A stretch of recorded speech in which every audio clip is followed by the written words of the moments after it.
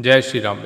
महाआदि शक्ति वेद माता और परम पूज्य गुरुदेव के श्री चरणों में सशत वंदन करते हुए गुरु सत्ता की सूक्ष्म उपस्थिति में मां गायत्री के महामंत्र का उच्चारण करते हैं।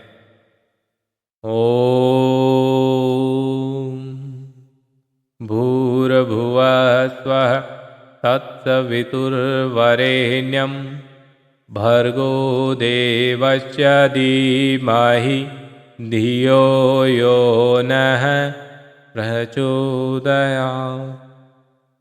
प्रिय सज्जनों, प्रिय परिवारजनों, परम पूज्य गुरुदेव कहते हैं कि व्यक्ति को अपने चित्त का संशोधन और परिमार्जन करना चाहिए। आइए जानते हैं गुरुदेव के इन रहस्यमय कथनों को।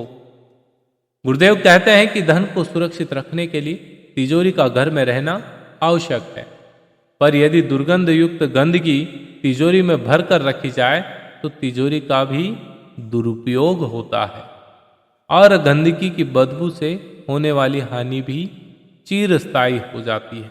बात सत्य है। चित्त के संबंध में भी यही बात है। प्रभु ने मनोमय कोश में चित्त का बहुमूल्य भाग इसलिए दिया कि उसके द्वारा उत्तम स्वभाव को सुरक्षित और चिरस्थायी रखा जा सके। आजकल हमारे चित्त बड़ी दुर्दशा में है। उनमें बुरी आदतें, नीच विचारधाराएं, सड़ी गली परंपराएं, तुच्छ कामनाएं भरी पड़ी है, जिनका संशोधन और परिमार्जन होना चाहिए, अति आवश्यक हो चुका है।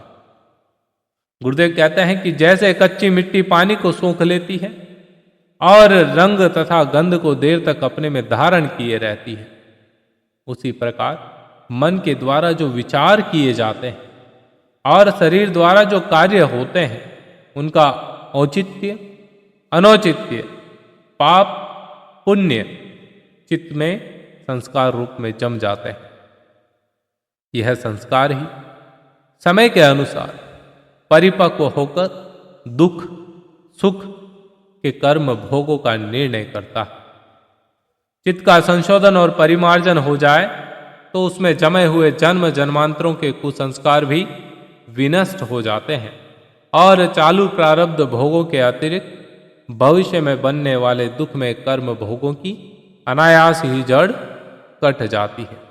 साथियों, आप सभी से कहना चाहूंगा कि गुरुदेव ने अपनी लेखनी से इतनी चमत्कारिक साहित्य का निर्माण किया है कि जो व्यक्ति उनके साहित्य को समझ ले, उसका जीवन उत्कृष्टता की ओर, आत्मोन्नति की ओर अग्रसर हो जाएगा।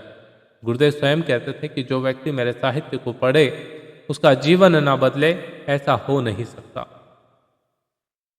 साथियों, सबसे बड़ी समस्या हमारे चित्त के साथ होती है। हमारे मन में विचार काफी दुर्गंधता के साथ भरे हुए हैं। ईर्ष्या, द्वेष, धोखेबाजी, लालच, चालाकी, ये सारे दुर्भावनाएं हमें अच्छा कुछ करने नहीं देती। गुरुदेव कहते हैं कि आपको चित्त का संशोधन और परिमार्जन करना चाहिए ताकि आप उत्कृष्टता की ओर बढ़े। आपको ये प्रसंग कैसा लगा? प्रसंग अच्छा लगा, पसंद आया है, इसे ज़्यादा से ज़्यादा साझा करिए और अभी तक चैनल को सब्सक्राइब नहीं किया है तो सब्सक्राइब अवश्य करिए। जय श्री राम।